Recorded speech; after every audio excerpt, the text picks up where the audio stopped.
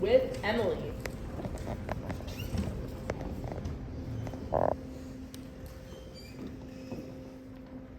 That second we saw each other, that very first second, we knew we'd never stop being in love.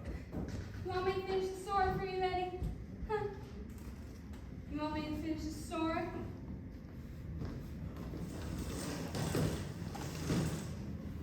See, my mother, pretty redhead in the White House with red on it, was desperately in love with the old man. Wasn't she, Eddie? You could tell that right away. You could see it in her eyes. She was obsessed with him to the point where she couldn't stand to be without him for even a second. She kept hunting him from town to town, following postcards or motels on the back of matchbooks. See, he never looked anything as simple as an address or phone number because my mother was his secret. See? She kept hounding him for years, and he kept trying to keep her at a distance because the closer that these two separate lives drew together, these two separate women,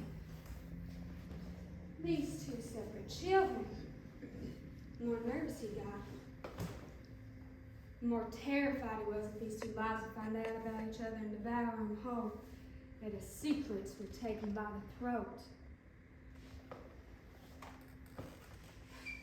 She finally hunted him down after years, just by process of elimination. I remember the day we discovered the town. She was on fire. This is it, she kept saying. This is the place. Her whole body was trembling as we walked through the town looking for the house where he lived. She was grabbing on my hand so tight I thought she'd break all the bones in my fingers. She was terrified that we'd run into him by accident on the street because she knew she was trespassing. She knew she was crossing this forbidden zone, but she couldn't help herself.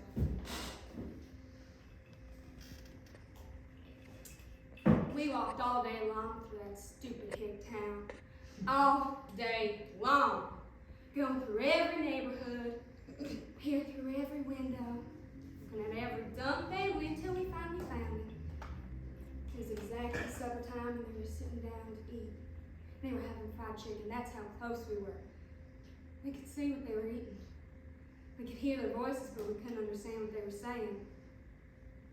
Eddie's mother and him were talking, but the old man, he just sat there. He never said a word. Did he? He just sat there in silence, eating his fried chicken. The funny thing was that as soon as we found him, he disappeared. She was only with him for like 2 weeks before he just vanished. Nobody saw him again after that, ever. And my mother just turned herself inside out. I could never understand that. I watched her grieve as though somebody had died. She just curled herself in a ball and stared at the floor, and I couldn't understand that because I was feeling the exact opposite feeling, see? I was in love.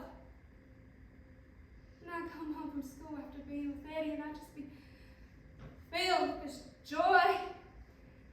And she'd just be standing in the kitchen staring at the sink. I didn't know what to say.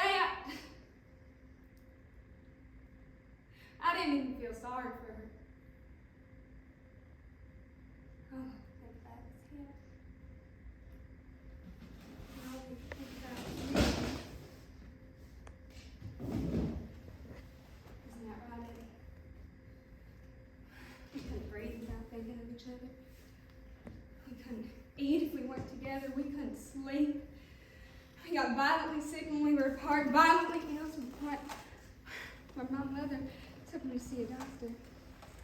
Eddie's mother took him to see the same doctor, and the doctor didn't know what was wrong with us. He thought it was the flu or something. And Eddie's mother didn't know what was wrong with him, but my mother knew it clear down to her bones. She recognized every symptom. She begged me to stay away from Eddie, and I wouldn't listen. And she begged Eddie to stay away from me, but he wouldn't listen.